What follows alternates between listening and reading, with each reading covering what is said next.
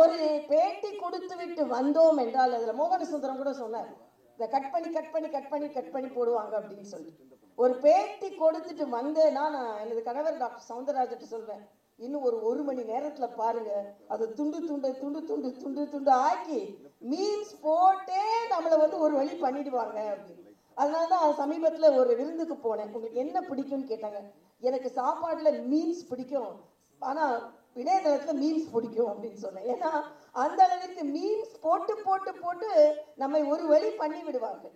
ஆனால் அதே நேரத்தில் பெண்களிடம் நான் சொல்வது ஒன்றே ஒன்றுதான், வேகமாக நடந்து வருவார்கள். ஆனால் இதை போல சவால்கள் வந்தவுடனே அவர்கள் திரும்பி விடுவார்கள். அப்படி இல்லாமல் வேகமாக நடை போடும் பொழுது பாதை ஒன்றும் சாதாரண பாதையாக இருக்காது, மலர் படுக்கையாகவும் இருக்காது. கால்களில் முட்கள் குத்தும், கால்களில் கற்கள் குத்தும், ரத்தம் வரும். ஆனால் அந்த ரத்தத்தோடே தான் நான் கோட்டையை அடைய வேண்டும்.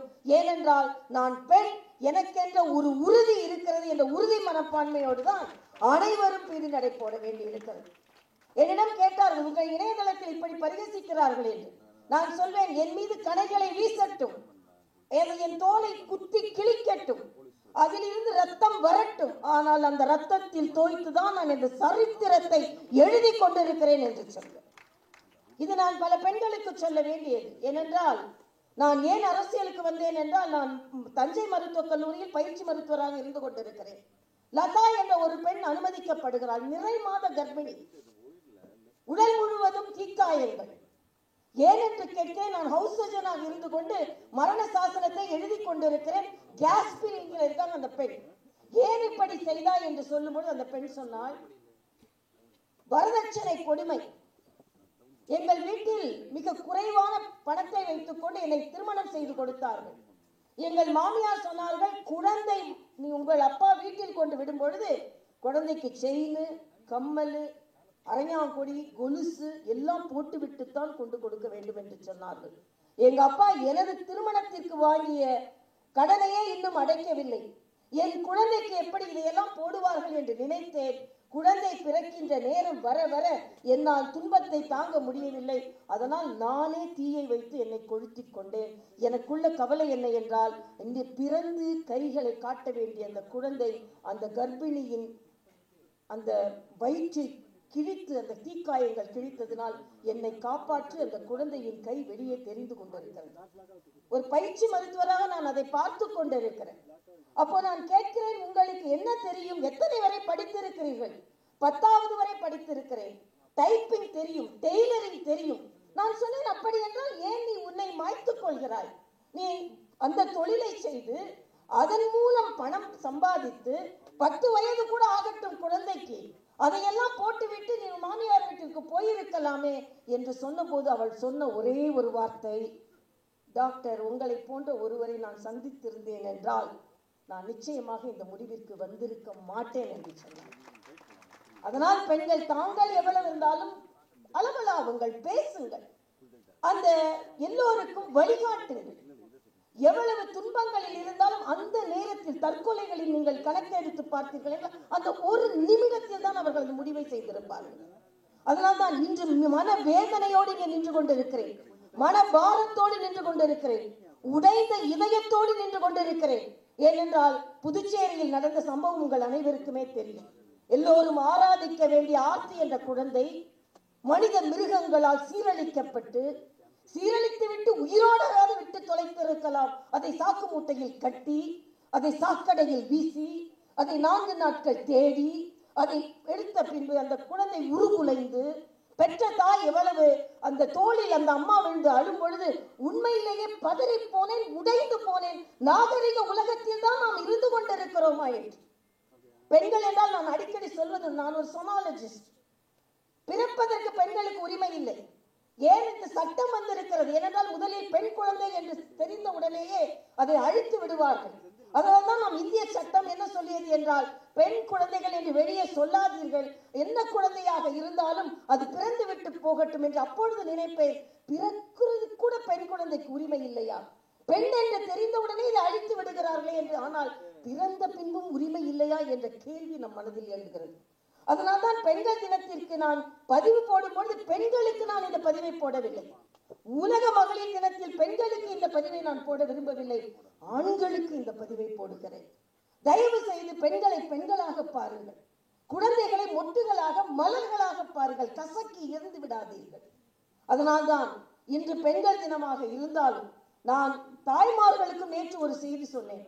வீட்டுக்கு யாராவது வந்தா, குழந்தை பெண் குழந்தை, நம்ம வீட்டுல பொம்பளை பிள்ளைங்க 8 மணிக்கு மேல வந்தா, ஐயோ பொம்பளை பிள்ளை 8 மணிக்கு மேல ஏன் வந்த, எங்க போன, எந்த இடத்துக்கு போன, இத்தனை கேள்விகளை கேட்கும் இந்த சமுதாயம் ஆண் குழந்தைகளை கேள்வி கேட்பதில்லை. 11 மணிக்கு வரலாம், 12 மணிக்கு வரலாம், 2 மணிக்கு கூட வரலாம், எங்க போனாலும் கேட்கறது இல்லை.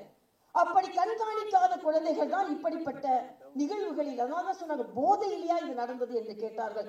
போதையிலும் இது நடக்கலாம், பாதை மாறிய இளைஞர்களாலும் இது நடக்கலாம் என்று சொன்னார்.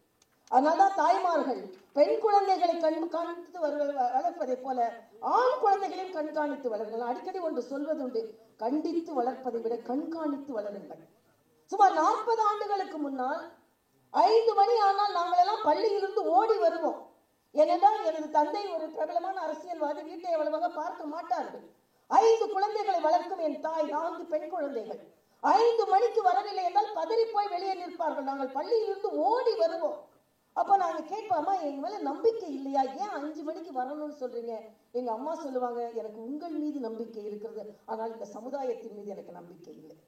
40 ஆண்டுகளுக்கு முன்னால் கேட்ட அதே குரல் இன்றும் கேட்க இருக்கிறது என்பதுதான் மனவேதனை. எவ்வளவு விஞ்ஞான மேம்பாடுகள், எவ்வளவு முன்னேற்றங்கள், அதற்கு பின்பும் ஒரு பெண் குழந்தையால் இன்று நடமாட முடியவில்லை என்றால் நாமெல்லாம் எதற்கு மகளிர் தினத்தை கொண்டாடி கொண்டிருக்கிறோம் என்று எனக்கு தெரியவில்லை.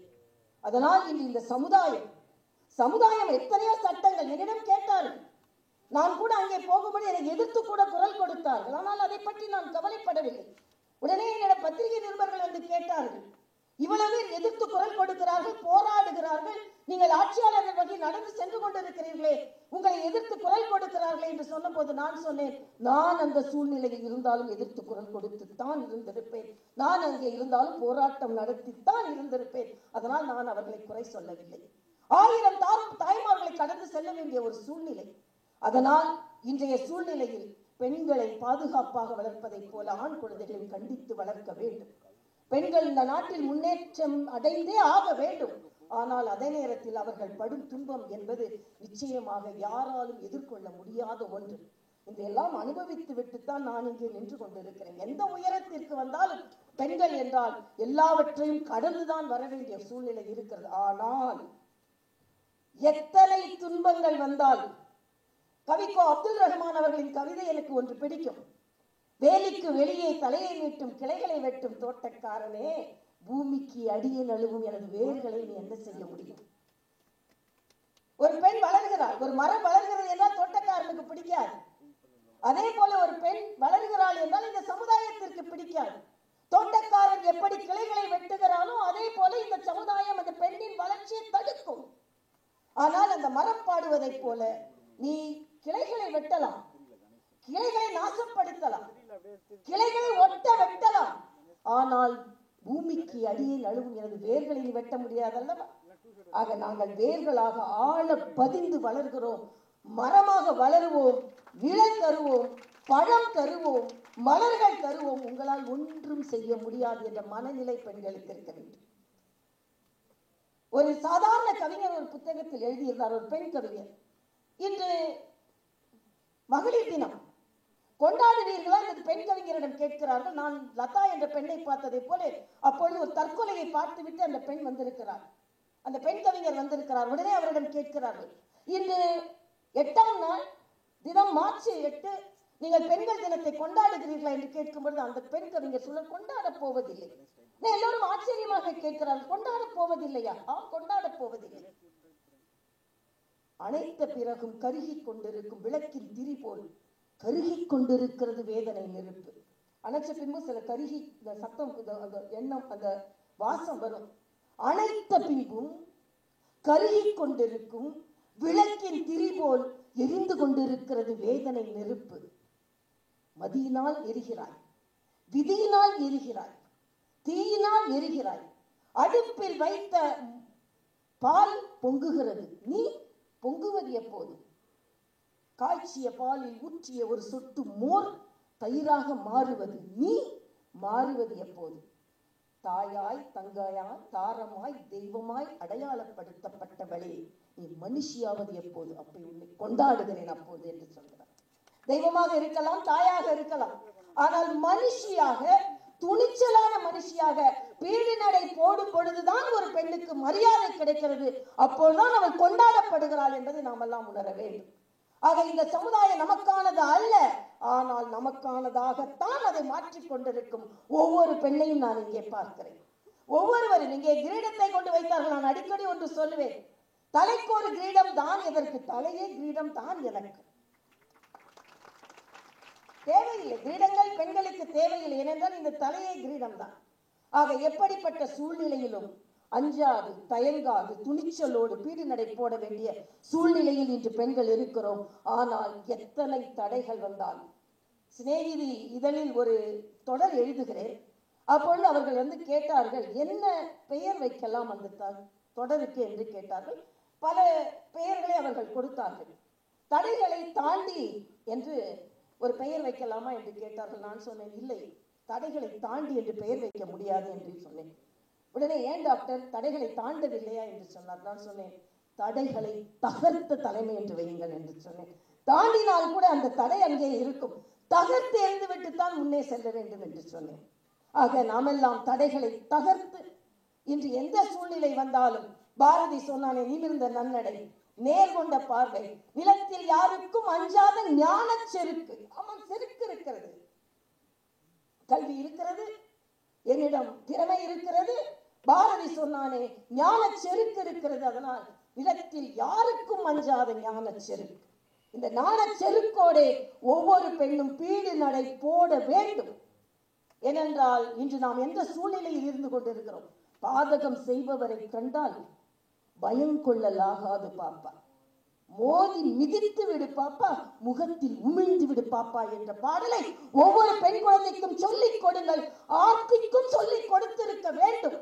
ஏனென்றால் என் பாரதி சொன்னதை போல பெண் உரிமையை யாரும் பாடியதில்லை. ஆக பாரதி சொன்னதை போல நிமிர்ந்த நன்னடை, நேர்கொண்ட பார்வை, நிலத்தில் யாருக்கும் அஞ்சாத ஞான செருக்கோடு வாழ்வோம். வாழ்த்துக்கள், நன்றி.